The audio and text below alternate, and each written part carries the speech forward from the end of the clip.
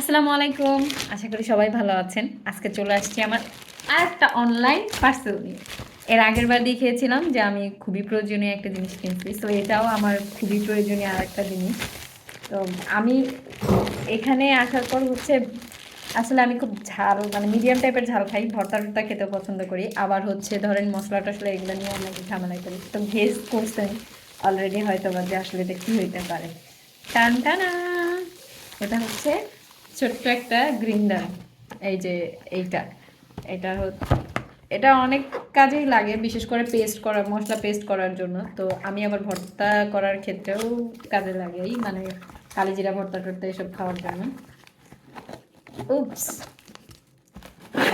ইয়া, এটা আমি বাংলাদেশে একটা অনেক অ্যাড দেখছি, কিন্তু কখনো কেনার সাহস করিনি, কারণ আমার হচ্ছে সিঙ্গারে একটা গ্রিন্ডার ছিল।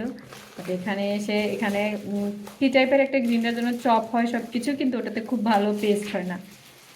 তা আমি ভাবলাম যে এটা নিয়ে দেখি এটাতে আসলে পেস্ট কেমন হয়। এখন তো রাত, এখন আর কোনো কিছু পেস্ট করব না।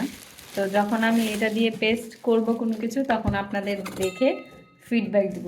তবে ব্লেড আছে 4টা, মনে হচ্ছে সব কিছু খুব ভালোই পেস্ট হবে, বিশেষ করে জিরা ভালো মতো পেস্ট হইলেই হয়।